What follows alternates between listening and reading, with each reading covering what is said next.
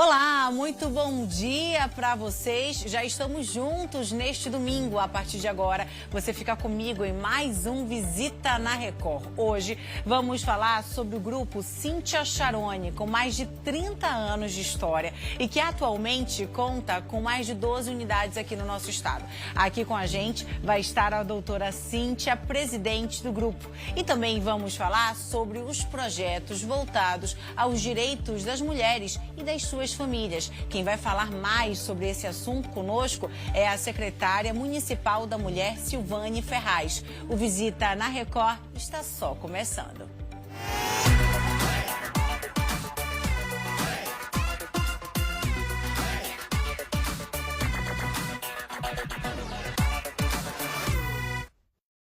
A primeira clínica Cíntia Charone foi inaugurada em 94 no município de Castanhal. Hoje já são mais de 12 unidades e o grupo desenvolve atendimento com cuidado humanizado realizado por uma equipe multi e interdisciplinar. A nossa convidada de hoje é a médica oftalmologista Cíntia Charone, especialista em gerontologia pelo Instituto Israelita Albert Einstein e presidente do grupo que leva o seu nome. Doutora Cíntia, muito obrigada pela sua participação. Quero agradecer pelo espaço e pelo programa, pela Record toda. Vocês estão de parabéns por levar tanta informação atualizada e de qualidade. Parabéns e muito obrigada. Deus abençoe, viu? Oh, amém. Doutora, como é que começa essa relação com a medicina? Porque também é uma história de dedicação ao outro, né? É verdade, Amanda. Bem, inicialmente eu acho que Deus me escolheu para ser médica, sabe? Quando eu era pequenininha eu não brincava de boneca normal, eu brincava com os aparelhos do meu pai, que era médico, e eu saía examinando todas as minhas bonequinhas. E eu lembro de um fato que a nossa casa alagava, né, lá na Benjamin e tudo. E um dia uma das bonequinhas estava boiando. Eu desci da rede, fui lá resgatar, fazer reanimação. Então, eu acho que vai muito além da medicina, sabe? Eu acho que vai muito do ajudar o próximo, a empatia, a compaixão. Então, foi assim que nós começamos. Então, vocês surgem em Castanhal ainda em 94 e depois, ao longo do tempo, tiveram também a necessidade de expandir esse atendimento. Hoje nós falamos em 12 pontos de atendimento e hoje também o grupo já se tornou uma referência aqui no nosso estado, não apenas em atendimentos prestados para a rede particular, mas também a atender pacientes vindos do SUS, vindos também inclusive do interior do estado, em busca desse acompanhamento diferenciado. Como é que deu, então, essa necessidade, doutora, de realmente abrir mais unidades para comportar essa demanda? Então, Amanda, na verdade começou antes até de Castanhal. Quando eu voltei para Belém, eu me formei muito nova. Eu entrei no vestibular aos 16 anos, fiz o vestibular, passei na faculdade de primeira, fiz o EPA, e aos 22 eu já era médica. E meus pais me tiveram muito jovens. Minha mãe tinha 16 anos quando eu nasci, meu pai tinha 21, não estava nem na faculdade de medicina ainda. Então, eu me formei, fui embora para São Paulo, fiz a minha residência, fiz a especialização, já tinha passado pela subespecialização, tinha acabado de passar no mestrado da Unicamp e meu pai teve uma isquemia cerebral. E lá na residência a gente atende SUS, né? Então, eu já comecei a atender SUS lá. E acho que eu já tinha esse sangue de liderança, sabe? Eu já era diretora clínica de uma rede de óticas em São Paulo, da maior rede de óticas, aos 25 anos. Então, quando foi em 94, meu pai teve uma isquemia cerebral, perdeu a fala, e eu tive que voltar para Belém, porque, imagina, ele estava com 47 anos e já estava no auge da profissão, não atendia mais plano de saúde, nada. E sem plano de saúde, sem trabalhar, não tem recurso para o médico, né? Não existe esse plano de cargo, carreira, salários, nada disso. E quando eu voltei, a gente já tinha gasto todo o nosso dinheiro com pagamento de hospital e fonoaudiologia, enfim, ele perdeu a fala. E a gente precisava fazer alguma coisa, então eu tive que largar o mestrado, vir para Belém para poder ser arrimo de família. Então eu cheguei aqui numa segunda-feira.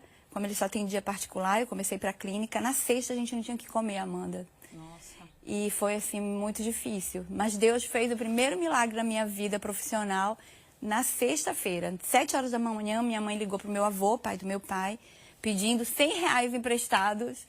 E o meu avô falou, olha, eu não vou poder ficar ajudando vocês muito tempo e tudo.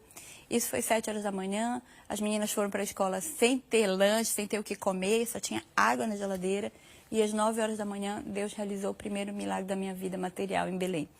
Eu atendi os 2 primeiros pacientes particulares, R$ 50 cada um. E foi o que nos alimentou durante a semana seguinte.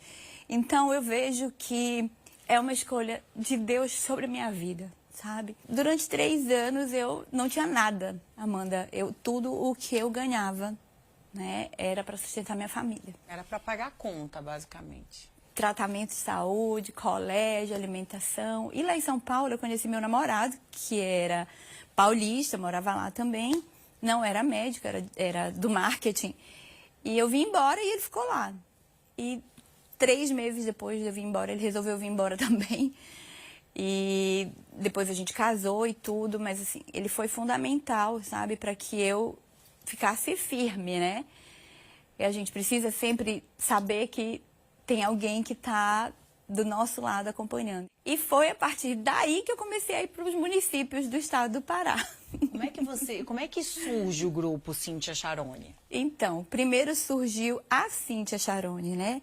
Eu fui em 56 municípios do estado fazendo o mutirão da catarata pelo Ministério da Saúde. Então, eu ia, Amanda, e via a realidade da nossa população.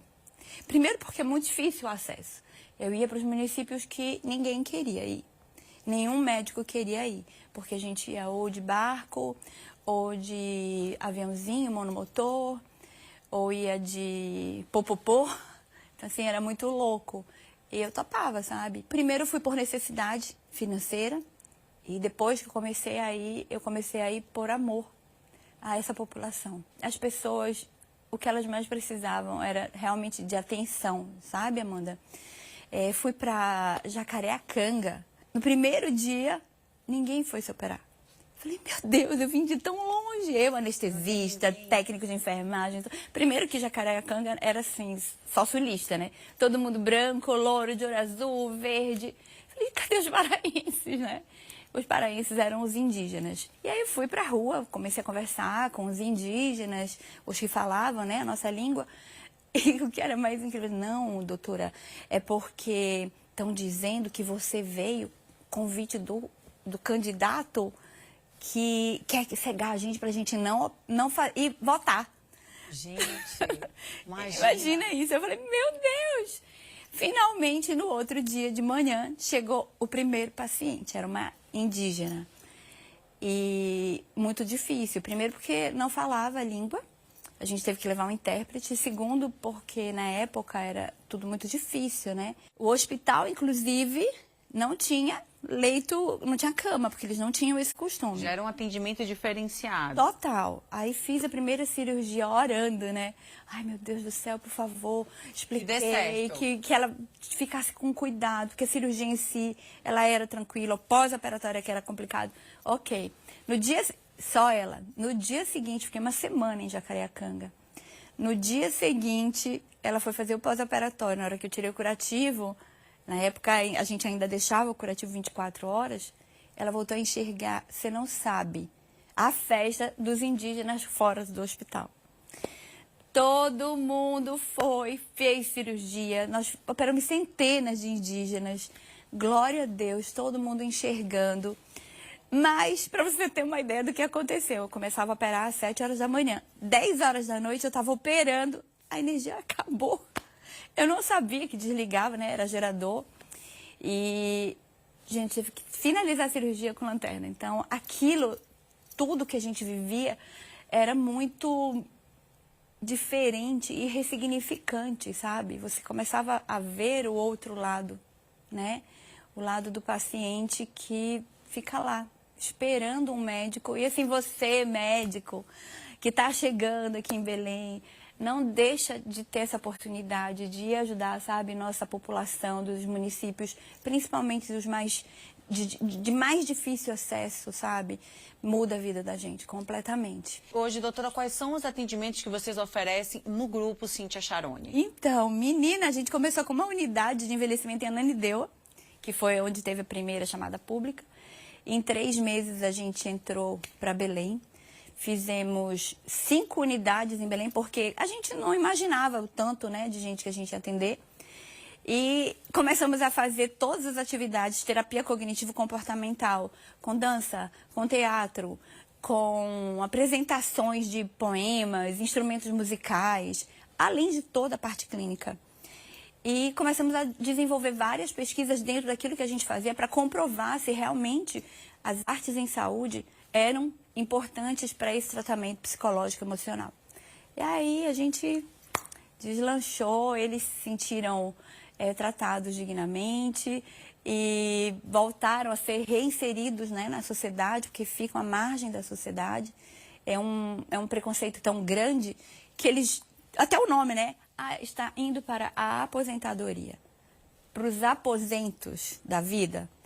Então eu fiz com que Deus, na verdade, me usou, né, para que a gente fizesse um grupo muito sólido, muito estudioso. Aí a gente trouxe o Einstein para cá, todo mundo estudou, todo mundo fez especialização e saiu daqui para o mundo, né? Nós fomos reconhecidos internacionalmente no Japão como um produto para o envelhecimento. Ficamos entre as 20 melhores empresas do mundo em 2019. Durante a pandemia, a gente se ressignificou, tudo que a gente fazia nas unidades, a gente levou para o online, ensinamos eles em 2 dias, chamamos os familiares, ensinamos a entrar na internet. Gente, eles passavam o dia inteiro, de domingo a domingo. Ligavam, a gente fazia telemedicina. Participando. Não, atendendo e principalmente saúde emocional, sabe? E que bom que a gente pode oportunizar essas pessoas e principalmente mostrar que é possível ressignificar, né, aquela nossa história, aquele momento que a gente passa, se a gente se der uma oportunidade. Eu acho que é isso que vocês fazem e muito bem. E por isso se tornaram a referência que são hoje. Doutora Cíntia, muito obrigada pela sua visita. Foi um prazer recebê-la aqui, poder falar um pouquinho mais desse trabalho, né, que vocês desenvolvem aqui no nosso estado. Amanda, eu quero agradecer a vocês, quero agradecer a nossa população. Eu quero agradecer também a OMS, a ONU, que nós estamos na década de envelhecimento saudável. E nós fomos reconhecidos, né, na plataforma. Hoje o Grupo Cíntia Charone é a única instituição do Brasil e da América Latina que faz um desenvolvimento do envelhecimento saudável reconhecido. Então eu agradeço a Deus sobretudo e todas as instituições. Eu sou professora do Sírio, Libanês, de São Paulo, sou professora do Einstein. Então eu quero agradecer a todas as pessoas que reconhecem o que nós temos entregue para a nossa população 60+, ao governo do estado. Quero agradecer a todas as instituições que caminham lado a lado para um envelhecimento mais ativo, mais saudável, reconhecido e digno. Muito obrigada. A gente que agradece, nós recebemos aqui a visita da doutora Cíntia Charone, presidente do grupo Cíntia Charone. E não saia daí, que depois do intervalo tem um bate-papo com Silvane Ferraz, secretária municipal da Mulher. A gente volta já.